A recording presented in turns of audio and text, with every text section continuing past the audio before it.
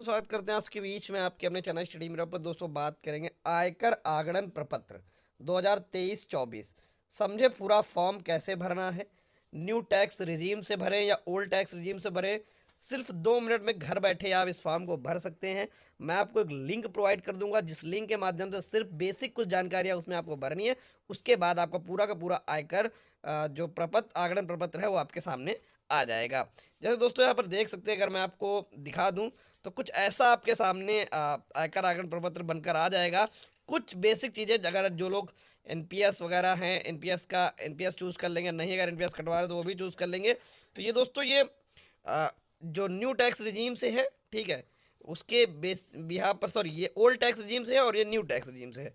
ठीक, इसके लिए मैं आपको एक लिंक्स पर आपको जो इसका डिस्क्रिप्शन बॉक्स है उसमें आपको लिंक प्रोवाइड कर दूंगा। आप उस लिंक से कैसे भरेंगे मैं आपको सिखा देता हूं सब कुछ। आइए देख लेते हैं।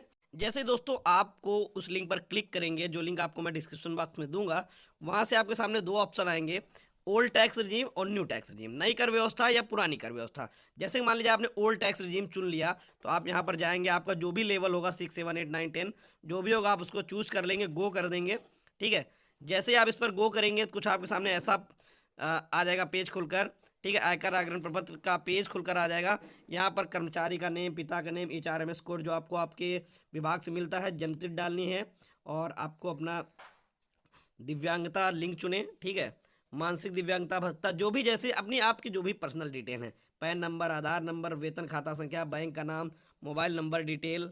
ठीक है, विकास खंड, जनपद किस जगह पे है। ठीक है, विद्यालय वाले गांव का नाम भरना है, स्कूल टाइप भरना है। ठीक, जैसे आपके सामने स्कूल टाइप है तो आप यहाँ पर देख सकते हैं कुछ ऐसा खुलकर आएगा। स्कूल टाइप आपका प्राथमिक विद्यालय, कंपोजिट विद्यालय है।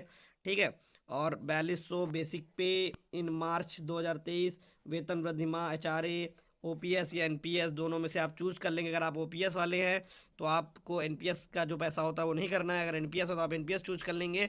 और उसके बाद आप पूरी जब डिटेल यहाँ पर भर देंगे, ठीक, बोनस भुगतान चुने। देखिए, आप बोनस भुगतान जैसे चुनेंगे आपको बोनस भुगतान हो चुका, हाँ ना, अगर हाँ कर देंगे तो वो साइज है। कुल एरियर, यदि अन्य कोई आया है, टीडीएस कटौती आपके सामने।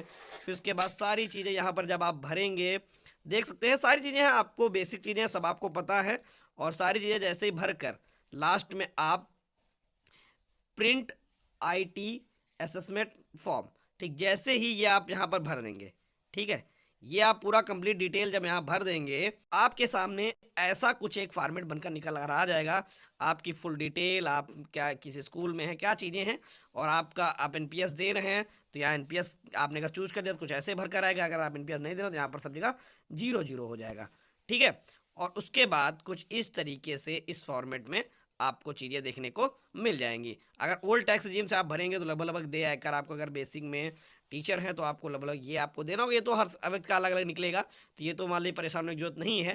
ठीक है, न्यू टैक्स रिजीम में आप देख सकते हैं यहाँ पर सब कुछ होने के बाद लास्ट में दे आकर आपका 0 है, क्योंकि 7 लाख हो गया है न्यू टैक्स रिजीम में। तो ये सारी चीज़ें हैं, इस तरीके से आपका फॉर्म भरेगा।